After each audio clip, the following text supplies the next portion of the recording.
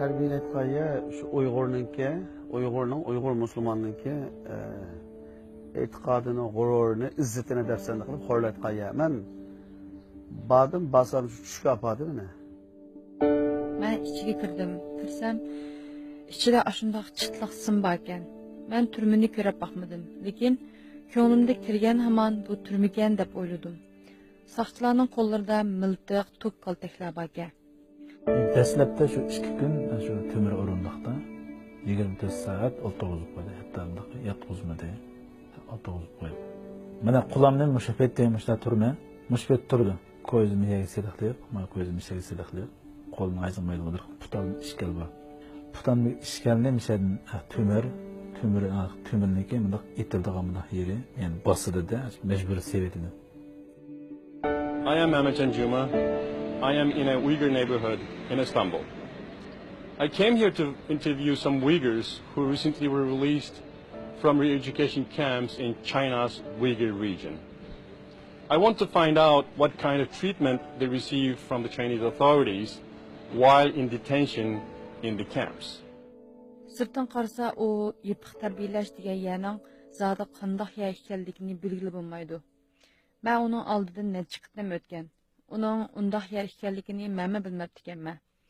Teshidan qarsa u Uyg'ur mahallariga o'xshash darvozalari, naqshlari, bog'cha va uzumtallari bor chiroyli uy.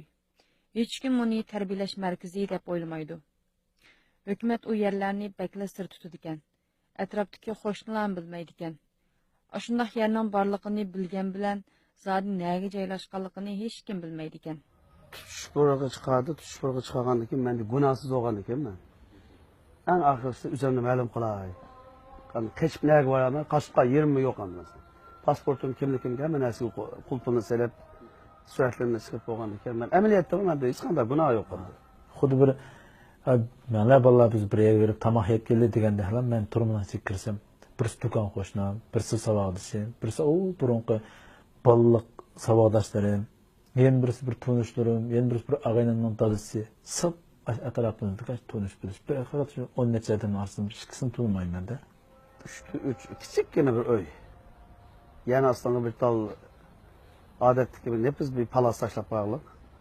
Shuning ichida 15 odam yotamiz endi. 15 odam. 15 odam 10 yotsak qatmaymiz uningga. 15 odam shu bir yotqanda yotqaylar putimizga qo'yib sap qo'ysa yotqandi bu. Bir yotqanda yotgan 2 odam besimizga keynimizni qilib yotgan gap.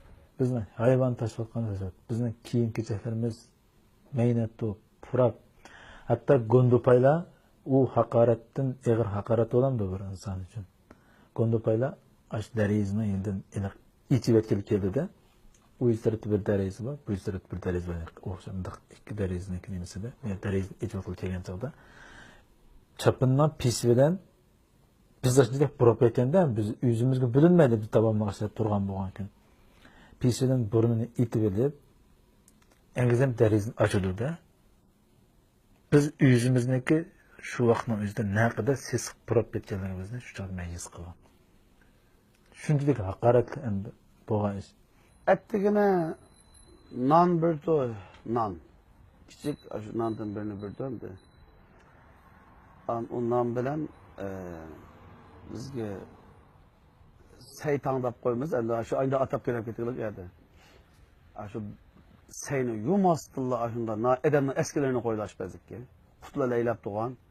Onda hech qanday bir ta'm yo'q. Hatto ba tuzni to'kotmayotgan odamni qo'ydi edi. Shu saytang deb shu sayni tashlagan suv bilan non berdi bir dona. An tushda guruj yashaydi shipanda.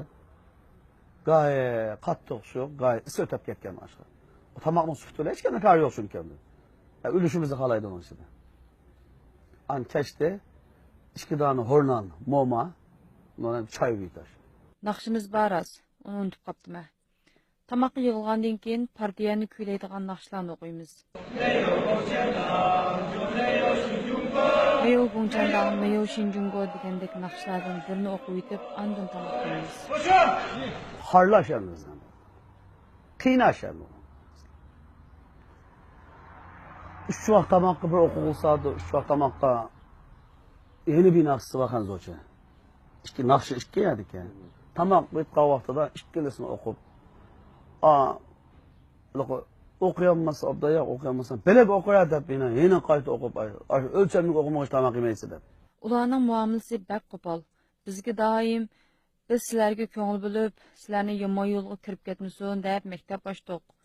Bir kasal rayonga kirib qolganlarmi yuqumlandi. Buni bir davolash o'rni deb tushensanglar bo'ldi. Bu doktorxonamiz sizlarga haqsiz yechitildi. Har kun atdigan soat 8 dan kech soat 6 gacha o'rganish qilsizlar. Biz qachon qaytishga ruxsat qilganda andan qaytisizlar deydi. Şu ders ötütkenimde. Ders ötüp bütünley dinni ayıplaytgan. Ularning asosliq bir maqsadi bizni şu diniy asabiylikka qarshi turish, partiya hukumatniki men bergan ne'matlar bo'lish, qasam qildirib dars so'z yetkazib hinda qilish bilan ana onalar o'tadi. Yana bir kishi paydo bo'libdi ekan. U asosan millatlar ittifoqligi to'g'risidagi so'zlarni so'zlaydi ekan. Masalan, Xanzular bo'lmasa bizning bugungi Shinjang bo'lmaydi. Hozirgi taraqqiyotimizning hammasi Xanzular sababli bo'lgan. Bularning madaniyati intayin ilg'or bir madaniyat. Biz ham ashlarni o'rganishimiz kerak degandek mazmunda. Ovozni anglab o yerda tillayotgan qoidalarni tip ananing qilayotgan zulmning ovozi aniq holat turib anglasinglar o'zimiz garchi zulmning ichida edi. Ama şu holatda anglasimi bir-birimizga qarab shunchalik o'xshanib ketamiz endi. Urtgan iş degani kuniga tayoq yetgan ish bor. Hatto ash Xanzular ishadiki, navbatchi Xanzu kadrlar ko'ng mas'ulab kelib ashuni ichiga. Mas'ulab kelib. Ashu bir ikki kamerdagi ballani ochib, ana chirqirtayotganda var, uning ichi yepig'liq bo'lgan ekan, ovoz yenib qardi oldi. Anda chirqirib ketgan. Ko'ngil aytish uchun ham. Ko'nglimga shu yerda tunji qitim o'lib ketsam bo'pti ekan degan xayol keldi. Mushu yerda jinim chiqib ketsam bo'pti ekan deb o'yladim. These and many other Uyghurs like them remain in Turkey, uncertain of their fates. They don't know if they'll ever be able to return to their homeland.